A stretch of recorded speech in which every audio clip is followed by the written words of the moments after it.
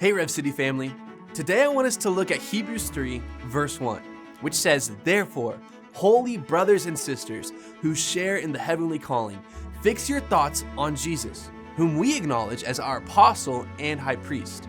The context of this verse is the idea of not just fixing your focus once, but to fix it and keep it fixed, continually meditating on Jesus, to ponder intently and focus on his true significance. But in our age of sound bites, quick fix solutions, and culture of convenience, we often don't take time to think deeply about anyone or anything because we are too frequent to focus. But the Bible calls us to fix our focus.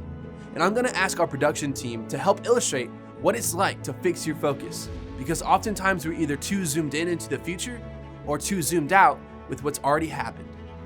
So team, go ahead and zoom in. When you zoom in too much, it can actually become dangerous to start stepping in where God's called you to step because you can't see where you're stepping. But now let's zoom out.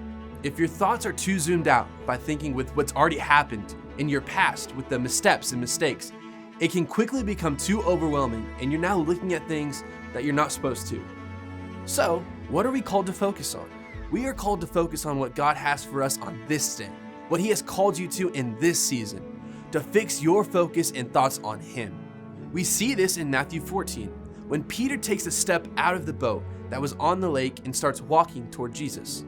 Verse 25 says, "Shortly before dawn, Jesus went out to them walking on the lake. When the disciples saw him walking on the lake, they were terrified. 'It's a ghost,' they said, and cried out in fear. But Jesus immediately said to them, 'Take courage, it is I. Do not be afraid.'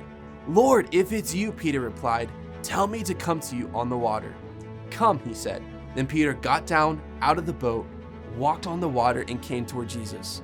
But when he saw the wind, he was afraid and began to sink, and cried out, 'Lord, save me.'" When the disciples were trying to zoom in, they weren't in focus because they thought Jesus was a ghost. And oftentimes in our lives, when we don't leave tomorrow up to God and become out of focus by zooming in too much on the future, it can distort our view of Jesus and distort the plans that he has for us. But we also see what happened with Peter when he zoomed too far out.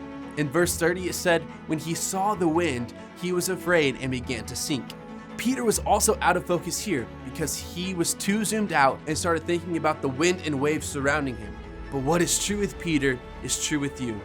When we fix our focus, our thoughts, our attention to Jesus, we will find ourselves standing on something that we should be swimming in. Hey Rev City family, we love you and we hope you have a great day.